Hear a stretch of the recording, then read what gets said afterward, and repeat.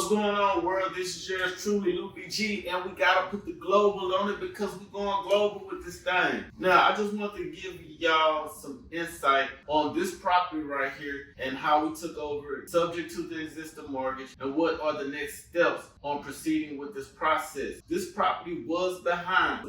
It's actually in foreclosure status now. When I got a hold to the property owner, which was actually a driving for dollars lead for a totally different property, and us reaching out for like 2 years, finally got a hold to the owner, and I called him myself. I said, hey, my acquisition over there, they bullshitting. Let me get on this phone and see why this person haven't gotten followed up with. So when I reached out to the person, the lady actually said, hey, I'm not trying to sell that property. I already gave it to my daughter. I said, hey, do you have any other properties you're selling at the time? She said, yeah, my house. She actually moved out a few years ago. Her husband had passed a few years ago. Her sister actually passed away in this house as well. So it had a lot of memories that was bringing her down, and she just didn't like being here anymore. Another thing, she had back surgery, and all of the rooms are upstairs. She couldn't keep going up and downstairs. She needed a better place to reside at. So now she's in a senior living environment,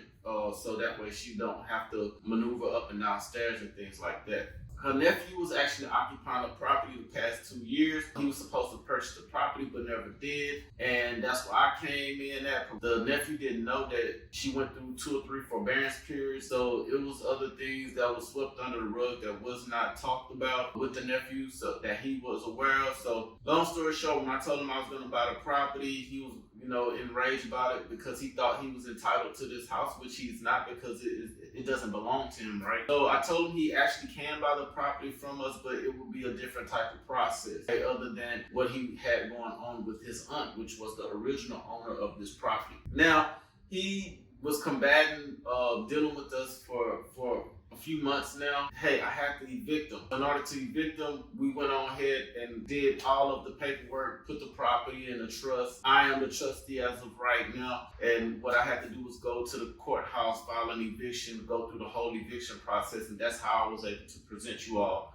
with the eviction process series. So now that he's out, we basically cleaned up all of the property. There are some appliances in here, but for the most part, the house is completely empty now, cabinets and everything. So what I'm gonna do is I'm gonna give you all a walkthrough. This is a 2-story, 2-car garage, 3 2.5 bath property. One of those nice, pretty houses. They have already did like small upgrades, like this was an upgrade with the countertop, black splash and things like that. And then as well as some laminated flooring. This property is in very good condition. Somebody can actually live in here and be comfortable right now. Now, one of the things that has been taking place now is that they actually put a foreclosure date for the 6th of June. So right now I'm going through a process with Texas Homeowner Assistance Services. These people are helping people in the state of Texas who've fallen behind and are going through some troubled times catch back up on their payments with their mortgage and bring it current. Only if you're able to provide them with detailed information that they are asking for, meaning they want to know the proof that you have ownership of the property. They want to have a utility bill. If you don't have a utility bill, that's another form that you have to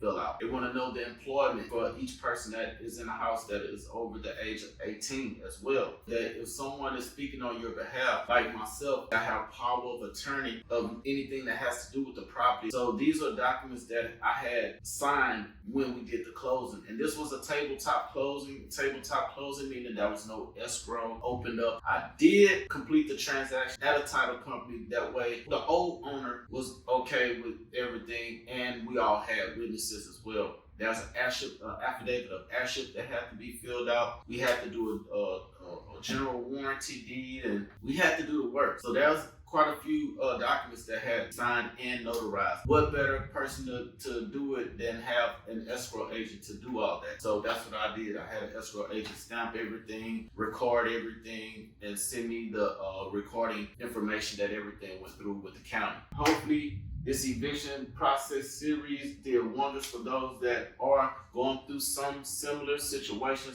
Peace.